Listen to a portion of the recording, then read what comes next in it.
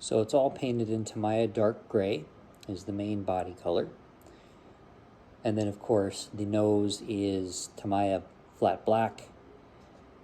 And then the wheel wells and the landing gear are white, actually gloss white. And then of course the wheels are the rubber black.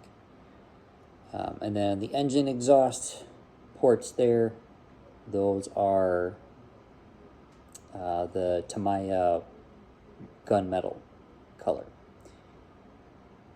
So the decals on this were, I ordered them aftermarket, and for the life of me I cannot remember the company that I used for the decals.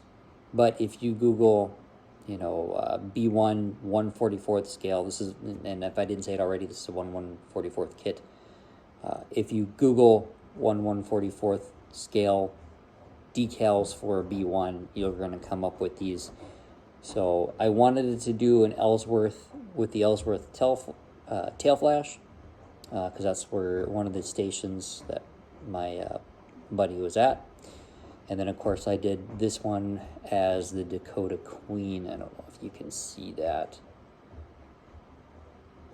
but that is the Dakota Queen on there.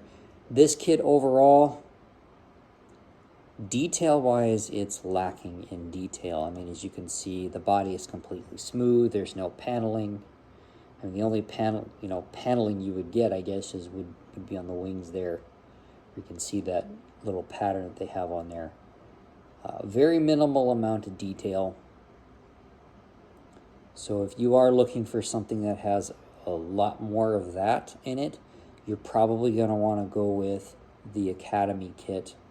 I have seen the older Revell 1/48 scale B1 that has a lot of detail in it.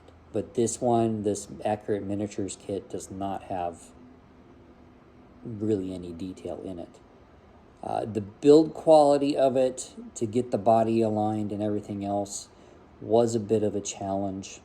It required quite a bit of filling and sanding and all that kind of stuff. So just be wary of that if you do happen to get this kit. But with a little bit of TLC, you can get it looking halfway decent. So, and I think this is going to be a good shelf queen for my buddy. So, and then I'll show you here too, the wings on this are extendable and retractable. So you do have that option.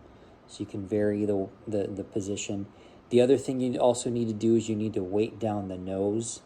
There is a space behind where the cockpit sits. There's a spot back there to put.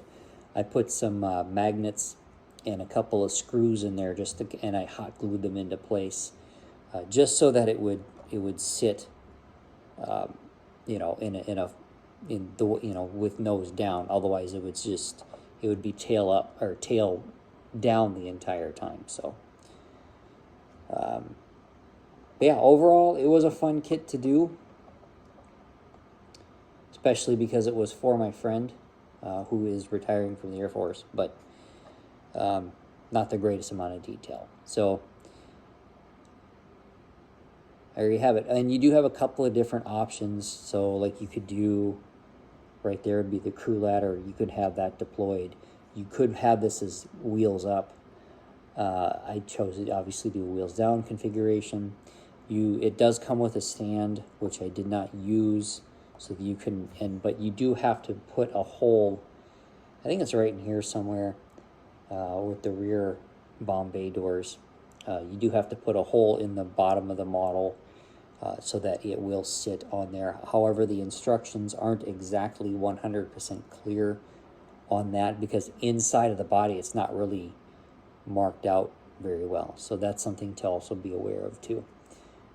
But overall, I'm glad it's done, and I'm glad to be packing this thing up and shipping it off to my buddies soon. So anyway, guys, I appreciate all of you. Thanks for watching so much. I'm sorry that I haven't been posting videos, but between building this and trying to keep it under wraps because I didn't want my friend to see it, and summer vacation and all that kind of stuff, things have been a little crazy around here. So But anyway, got one done, so you guys take care and happy modeling.